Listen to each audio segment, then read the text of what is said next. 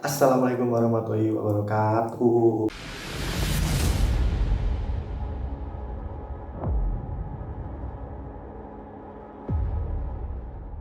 Kembali lagi ketemu gue Rian Adi di Pengemis Pengalaman Mistis. Jadi pada kesempatan kali ini aku mau bercerita tentang sebuah keluarga pada zaman Pak Soeharto, ya sekitar tahun 80-an kejadian. Jadi keluarga ini punya kepala keluarga, punya 5 anak, dan si kepala keluarga ini saat itu menjadi tentara dan istrinya jadi bidan atau ya dukun beranak lah saat itu. Jadi kejadian ini terjadi pada anak yang nomor 2, tepatnya cowok, anaknya yang kedua. Terus si anak kedua ini sekolahnya itu ngikut sama orang lain gitu ceritanya, lebih tepatnya ke Pak Kiai. Terus dari situ anak ini sebenarnya tuh pintar, terus ya intinya pandai daripada murid yang lain itulah. Terus kejadiannya dimulai saat anak ini mulai kepo dengan ilmu-ilmu Pak Kiainya ini gitu. Lambat laun mulai dia belajar ilmu-ilmu, dululah ilmu-ilmu kejauhan kayak gitu. Terus dia sempat tertarik dengan senjata atau pusaka atau senjata lebih tepatnya ke antara kalau nggak pedang itu keris punyanya Pak Kiai. Nah saat itu dia mempelajari gimana caranya merawat, gimana cara menggunakannya, tetapi anak ini sukmanya itu nggak kuat gitu untuk menerima kekuatan dari pusaka ini. Dari situ mulai sifatnya mulai keluar dari yang awalnya baik jadi berkebalikan 360 derajat jadi buruk gitu. Dari situ mulai tuh kasus-kasus gara-gara dia berantem, mencuri gitu. Terus yang paling parahnya adalah seisi rumah dia, perabotan lah, mungkin kursi, meja, semuanya yang ada di dalam rumah itu dijuali sama dia. Nggak tahu buat apa, mungkin buat judi atau buat apa. Dari situ dia ditangkap polisi, di penjara. Itu udah kali keduanya dia di penjara. Nah kasus yang keduanya ini dia juga setelah udah keluar dari penjara, kasus keduanya ini dia juga mencuri. Nah info pada zaman itu kalau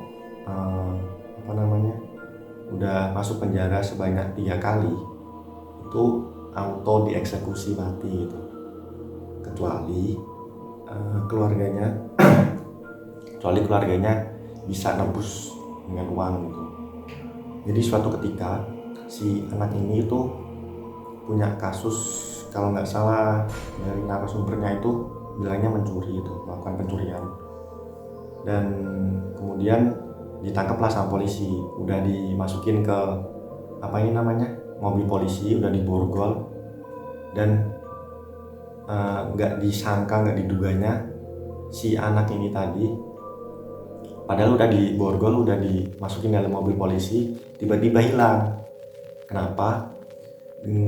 Dari situ si narasumber bilang kalau si orang atau anak ini tadi punya ilmu namanya ilmu ajian mulut putih.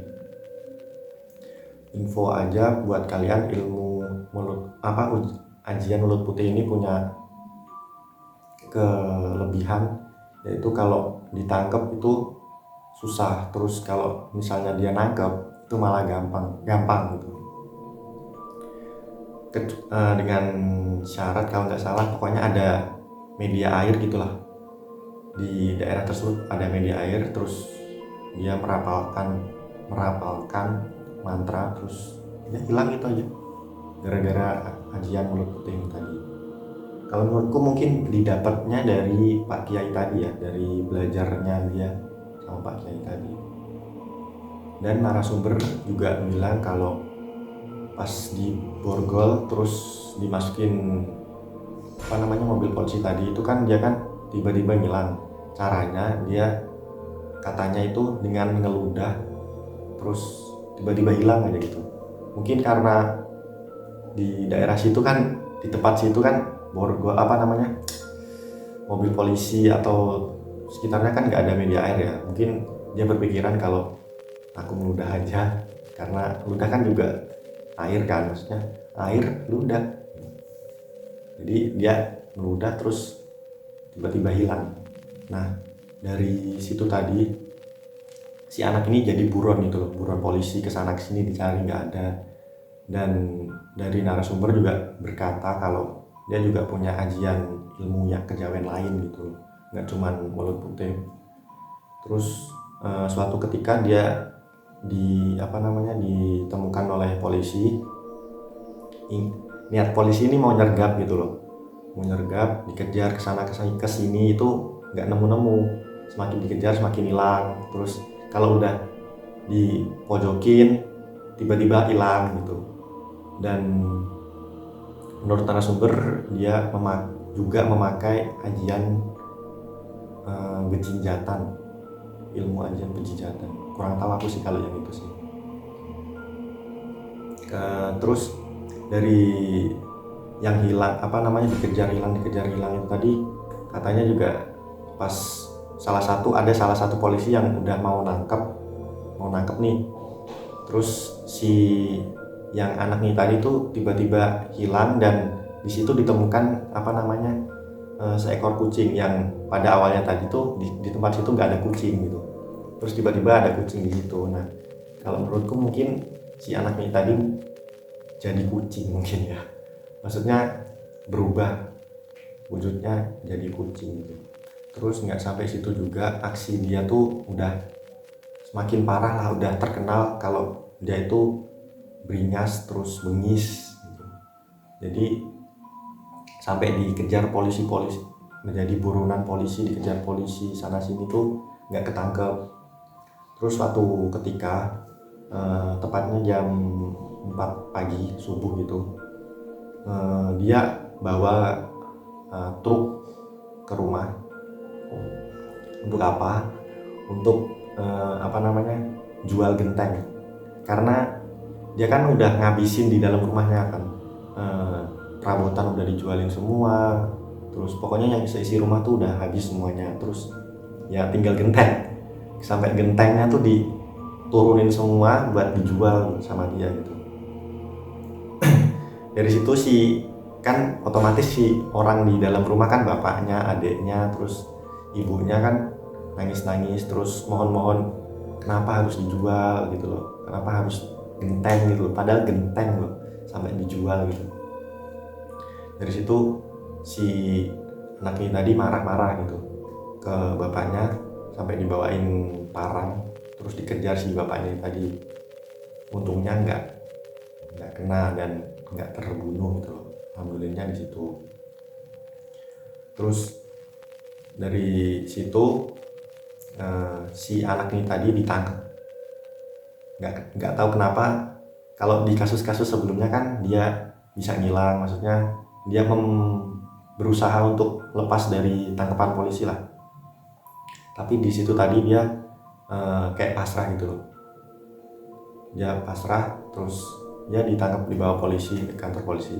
Dan nggak jauh dari hari itu, mungkin ya besoknya atau kapannya lagi tuh didatangi polisi si keluarga ini tadi, bapaknya terus ibunya didatangi polisi, bilang kalau anaknya ini mau dieksekusi mati. Karena kan kasusnya udah kali ketiganya kan, dia udah di penjara kan. Terus pada zaman itu tadi kan aku cerita kalau di zaman itu kalau 3 kali masuk penjara, mau kasusnya besar atau kecil, bakal dieksekusi mati gitu. Dari situ bapaknya gimana tahu lah, orang tua kalau tahu anaknya mau dieksekusi mati itu ya pasti ya tau lah kita bingung, resah, gelisah, terus nggak tahu mau gimana.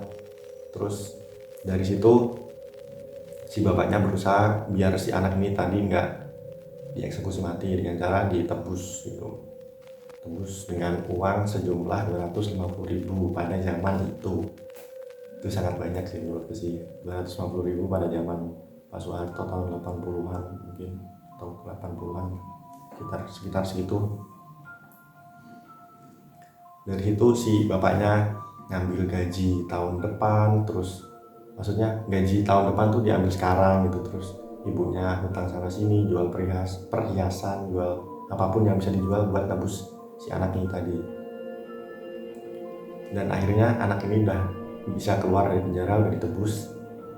Dan apa yang dikatakan anak ini kayak gini, untuk apa duit sebanyak itu dikasih ke polisi gitu, cuman buat tembus aku aja gitu loh, intinya kayak gitu. Terus orang tuanya itu bilang kayak gini, kamu kalau memperlakukan orang tua kayak gini, aku rela kamu lebih baik mati. Kalau bisa malah aku panggilkan orang-orang di sini buat ngeroyok kamu gitu. Terus si ibunya ini juga bersumpah kalau hidup si anak ini bakal susah gitu.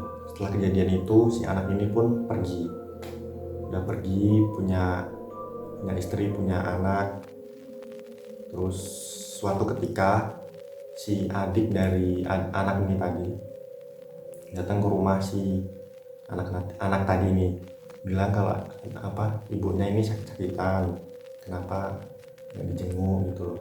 Terus apa yang dikatakan anak ini, kamu ngapain kesini, jauh-jauh kesini, cuman bawa tangisan aja.